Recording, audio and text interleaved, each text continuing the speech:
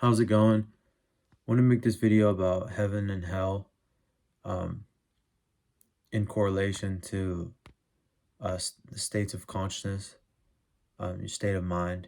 You know, um, I'm not going to speak on the implications of the afterlife because I personally have not had any near-death experiences or a high psychedelic ego dissolving experience. So I can't speak on you know although I've done the research on them. It's like I'm not gonna, claim to know what the afterlife, how, how our states of consciousness carries on to the afterlife. But in regards to, day to day, moment to moment, our ever shifting states, um, I'd like to just keep this video on that topic and, explaining it as, heaven and hell, lower vibrational states, like uh, fear, um, despair, uh, and then those lower vibrations, very low ones, and then you rise up a little bit to anger and those those are those are hell states of consciousness, especially the lower ones, to where you feel like you can't even there's it feels like you're there you're gonna be there forever because those it like suffocates all faith and all trust that you may have, and it's like you can't see past the fog, you can't see through the fog. That's what I consider hell, and anyone who's occupied those states um, can you know can definitely draw the comparison to hell, uh, and then you have the more neutral states of consciousness, just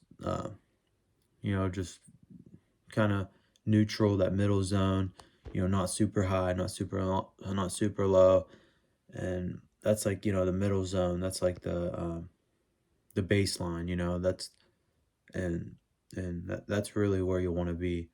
And of course, we want to achieve the higher states of consciousness. Obviously, the heavenly states of consciousness. Um, but if you're in a majority state of neutrality, you're in a great place, honestly. And if you're in the lower hell states, it's like how tough that can really be, and how it's hard to see past that. And it's just knowing that that it will pass, and knowing that you're going to get through it. And even if you can't see the other side, you that change will occur. And just having as much faith as you possibly can muster up. um but yeah, and then you have the heaven states of consciousness, like bliss, ecstasy, joy, you know, those kind of higher vibrational states. And that's honestly, um, that obviously can be drawn in comparison to heaven, heaven on earth. And you know, we've obviously all felt all of these probably on this. If you go on like a consciousness uh, list, and you see, you could say, oh, we've been all over the scale, which we have. We've all had those heavenly states, tapped into them for fleeting moments and maybe for longer, and same with the hell ones, maybe fleeting, maybe longer. But most of us, I'd say, fall into the neutral zone. But as the awareness you know starts to shift, and the awareness expands and people become aware of more, it's like that will just keep getting higher. That scale, that neutral zone will keep getting higher. And